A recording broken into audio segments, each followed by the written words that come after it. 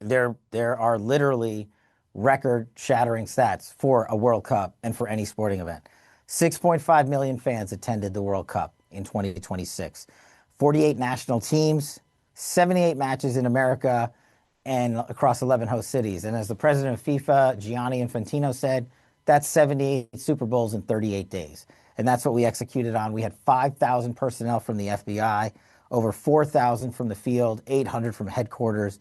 And we had our 59 Homeland Security task forces, which are stood up by President Trump in the beginning of the administration. You know, the thing that always keeps you up is the thing that you might miss. And so what we do to guard against that is we run reps and sets here. We weren't just doing and executing in lifetime. We had been running reps and sets and practices and rehearsals leading up to the World Cup for the last 16, 17 months with our partners. We had lifetime simulations in our Joint Operations Center of, say, a critical incident, of a mass casualty event, of a violent offense. And we had our simulation run out, how we would respond, who we would send. Are we sending evidence response team? Are we dispatching fixed-wing aircraft or rotary? Are we sending hostage rescue team or SWAT? Everything and everybody was deployed in a manner across the country before the World Cup started so that the headquarters could quarterback the operation. And at the same time, we had the personnel in the field to surge when we needed it to surge. I've said since I got here as director, two of the spaces we have to monitor heavily, cyber and air, because it doesn't take much for an adversary, a criminal actor, or a nefarious actor to utilize either the cyberspace or the airspace to cause serious threat or harm to the American public and our visitors. We don't have the luxury of taking the chance and saying, well, this is probably for a slightly nefarious purpose versus criminal purpose. If you're in the space, we're going to take you down. And that's why we took down over 700. And some of these folks, were maybe borderline nuisance to many of them were criminal in terms of the violations of the FAA airspace and also failing to register their drones. And we wanted to put that out to the public to make sure we're covering down on all of it. We're not taking any chances.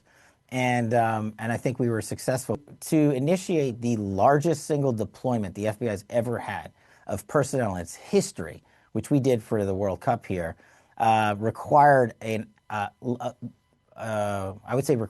us to be mathematically precise in who we put and where we put, based on the venue, based on the number of folks attending, based on the high profile nature of certain matches versus others, and working with our state and local partners and our federal partners to get that footprint just right. We're proud to report, actually I know we're proud to report, that thank God, and thankfully to the men and women of the FBI and our partners, we had no significant criminal attacks during this World Cup.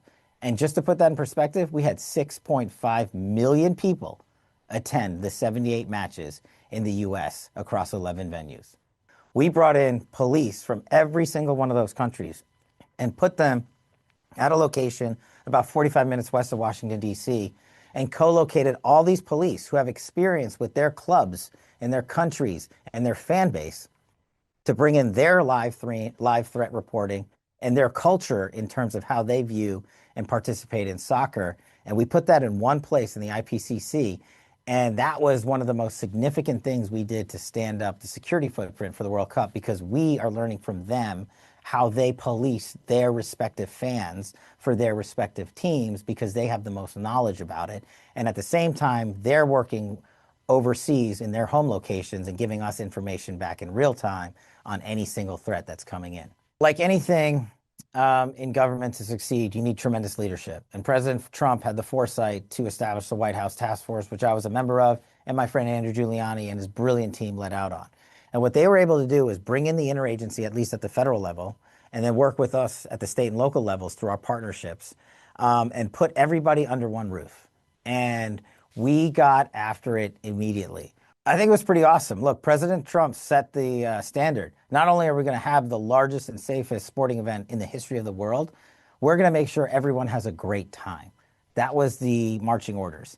And so when we see things like you read on social media, and we see fans in cities across this country having a great time at restaurants or pubs or the venues or the fan zones, and then reporting back. And also one of the vignettes I saw was there was the highest level of exportation of ranch dressing back to Europe because they fell in love with ranch dressing.